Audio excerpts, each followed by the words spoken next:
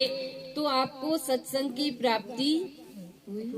और जो लोग नहीं आ पाए किसी भी कारणवश, चाहे किसी को ऐसा लगा ठंड में कौन जाएगा, किसी को ऐसा लगा होगा कि तो बार बार आते रहते, दोबारा आएंगे तब जाएंगे, कोई कहेंगे चलो शरीर में अच्छा नहीं है नहीं जाना है। लेकिन जो व्यक्ति इन सब सोच को छोड़ करके यहाँ आया तो उसे सत्संग की प्राप्ति हुई।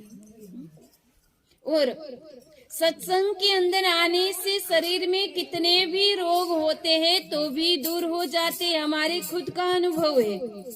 कभी कभी परिस्थिति ऐसी हो जाती है, शरीर में कितना भी दर्द हो, चाहे बुखार हो, चाहे सर्दी जुकाम कुछ भी हो, लेकिन जब एक बार स्टेज पे बैठ जाते, भगवान के नाम का सुमिरन करते हैं, शरीर में कुछ भी रहता नहीं। लेकिन विश्वास होना किस पे?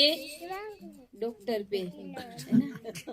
विश्वास होना चाहिए कि ये दवाई बराबर है ना। जैसे किसी किसी को आंख में बीमारी, किसी किसी को कोई और बीमारी हो जाती है तो एक दूसरी सहेली को पूछते हैं, क्या तुझे पता है कौन सा डॉक्टर अच्छा है? अगर आंख का ऑपरेशन करवाना है तो किसी ने किया होगा तो उसको पूछने जाते हैं कि तूने ऑपरेशन किया था, तेरा ऑपरेशन सक्सेस हुआ या नहीं। और वो कह देंगे कि नहीं अच्छा डॉक्टर है, तो आप कहाँ जाओगे? उसी के पास जाओगे और उसी की ही दवा।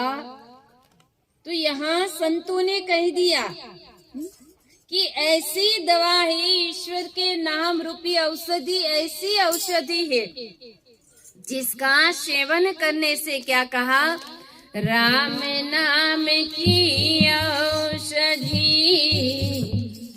खरी खंत से खाए, अंग पीड़ा व्यापे नहीं, महारोग मिट जाए भाई, महारोग मिट जाए।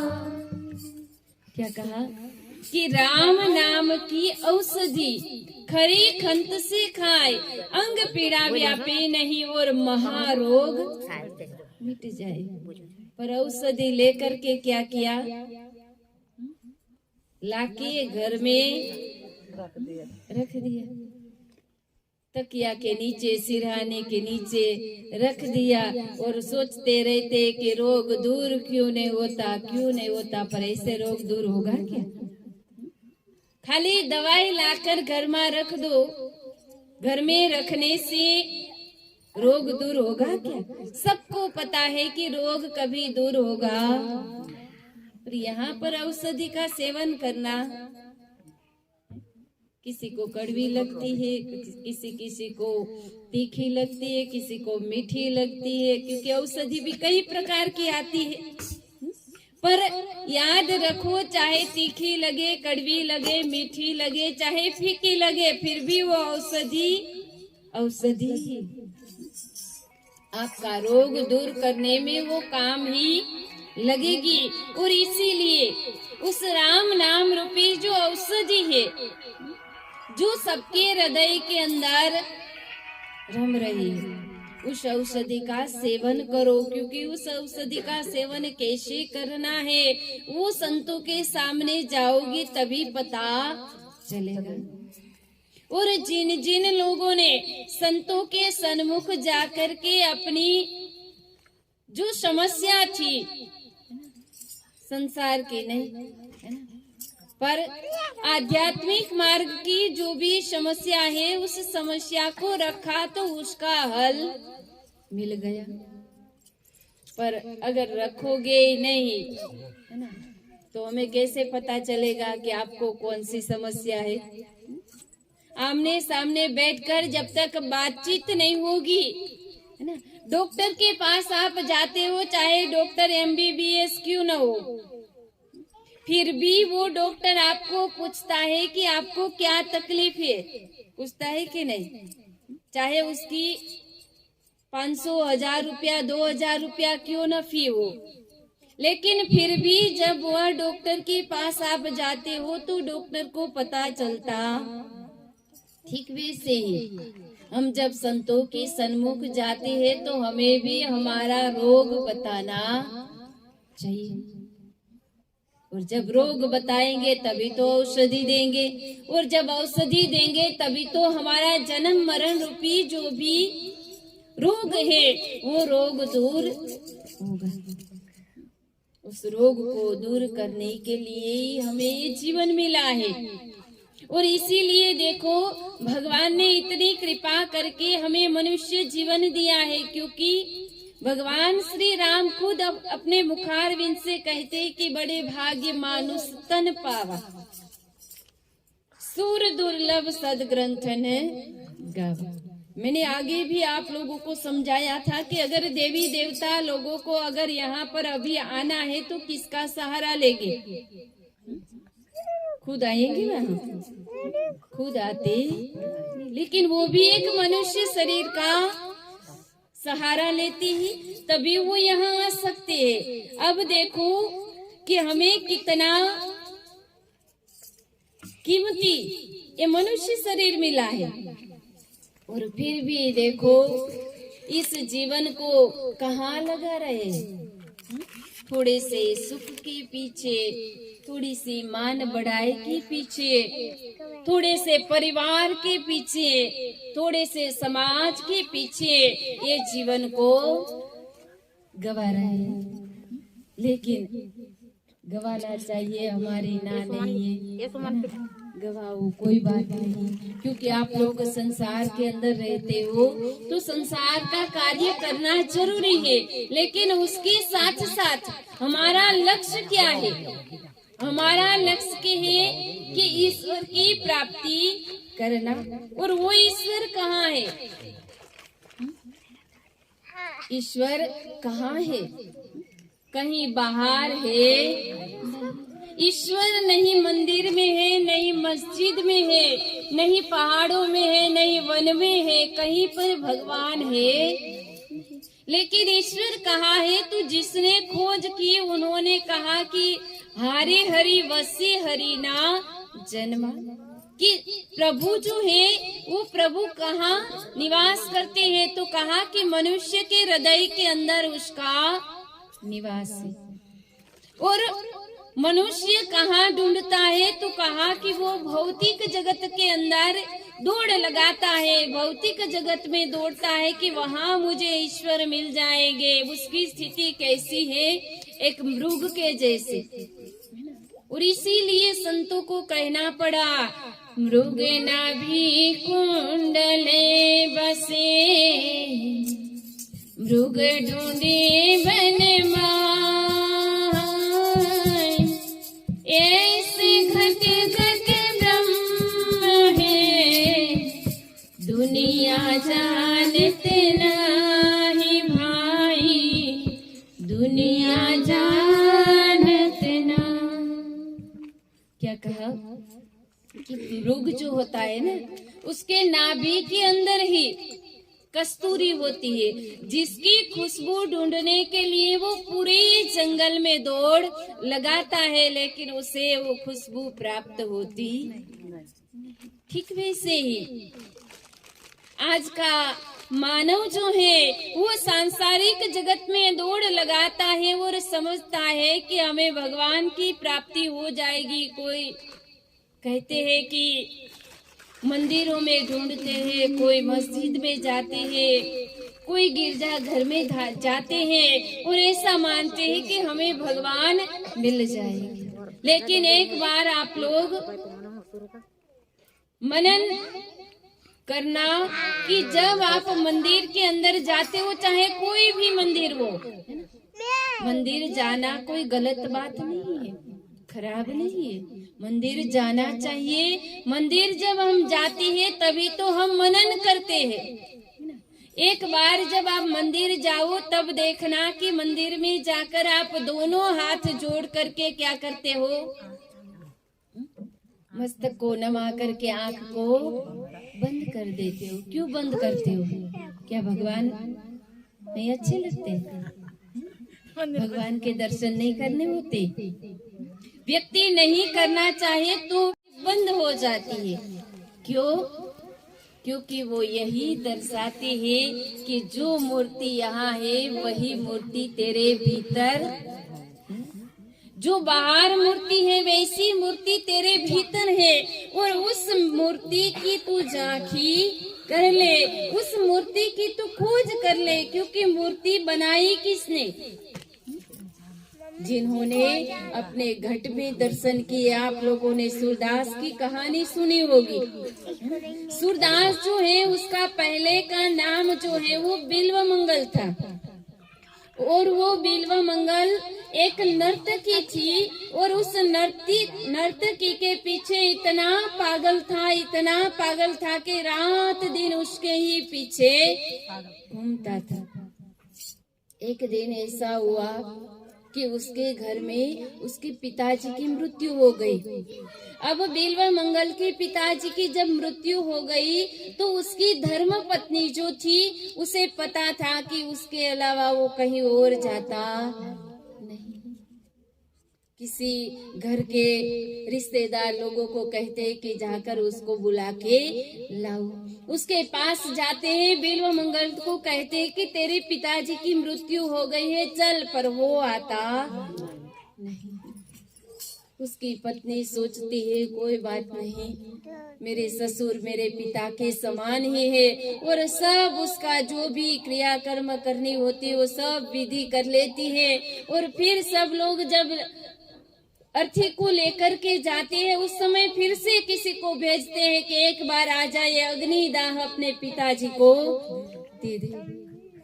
उस समय भी कहते कि बिल्व मंगल आता नहीं। जब सब कार्य खत्म हो जाता है उसके बाद में उसकी धर्म पत्नी थी, उसने सोचा कि मैं क्या करूं जिससे कि ये यहाँ से अपने मन को हटाए, क्योंकि रात दिन बस उसी में लगा रहता है। उसका जीवन जो है जीवन समाप्त हो रहा है। ये जीवन हमें मिला कोई ऐसे ही मिला नहीं। अब उसने क्या किया कि वही नर्तकी के पास वो जाती है, और उस नर्तकी के पास जाकर उसे दो हाथ जोड़ करके और प्रार्थना करती है कि बहन मेरा एक काम कर दे, मेरा पति रात दिन तेरे ही आसक्त रहता है, अपना जीवन अमूल्य जीवन है उसे गवा रहा है, और इसीलिए तू ही उसे समझा सकती है। और देखो नर्तकी भी कहते कि भले नर्तकी थी, उसका धंधा बिजनेस मानो ऐसा था, लेकिन फिर भी उसके अंदर भी संस्कार अच्छे थे। वो भी कहते हैं कि कोई बात नहीं, मैं उसे समझाने की कोशिश करूंगी, अगर समझ जाए तो उसका कल्याण हो जाएगा। और उस रात जब कहते कि बिल्व मंगल उसके पास जाता है तो उस समय वो नर्तकी नाचते नाचते गाती है कि मंजीरा बोले, तबला बोले धीक धीक धीक, मंजीरा बोले किनको किनको किनको। तब वो जो नर्तकी थी वो हाथ उठाकर कहते कि हाथ उठाकर नारी बोले इनको इनको इनको। अब जब उसको कहते कि बार बार यही बोल करके उसके आगे जब दोनों हाथ उसने किया कि भाई इनको इनको इनको धिकार है धिकार है धिकार है, तब बिल्व मंगल की आंख खुल गई। उसने सोचा कि मैं रात दिन मेरे पास जो भी संपत्ति है सब उनके ऊपर लुटा रहा हूँ, और वही व्यक्ति मुझे कह रहा है कि धिकार है ऐसे व्यक्ति के ऊपर।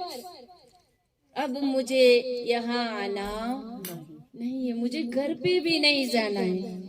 और वो जो है बिल्व मंगल निकल जाता है, निकल करके वो जंगल की ओर चला जाता है। और जंगल की तरफ चला जाता है। वहाँ कुछ खाने को मिलता नहीं है। भूखा प्यासा 2-3 दिन निकल जाता है। किसी गांव के पास पहुंचता है। गांव के पास पहुंच करके जब एक घर में भिक्षा मांगने के लिए जाता है कि मुझे बहुत भूख लगी है, कुछ खाने के लिए दे दो। घर में एक मैया थी, वो जब देने के लिए बाहर आती है तो फिर से उसे वही नर्तकी दिखाई देती है। फिर वो वहां से वापस आ जाता है कि मुझे भिक्षा चाहिए। ऐसे करते करते कितने दिन बीत गए। जहाँ भी भिक्षा लेने के लिए जाते हैं, जो भी चाहे बुढ़ी औरत भी भिक्षा देने आए, चाहे कहते हैं कि कोई नवयुवान आए, सब में उसे वही नर्तकी दिखाई देती है। फिर एक संत के पास जाते हैं। वहां जाकर के वो सत्संग को श्रवण करते हैं, उसे थोड़ी शांति मिलती है। फिर सोचता है कि फिर मैं कुछ मांगने के लिए जाता हूँ, अब चाहे वो मेरे मन से निकल जाए। जाता है, जा करके जब भिक्षा मांगता है, वो मैया बाहर आकर कहती है कि बाबा थोड़ी देर रुक जाओ, मैं खाना पका रही हूँ, थोड़ी देर बाद आपको खाना देती हूँ। तो उसके अंदर भी वही नर्तकी दिखाई देती।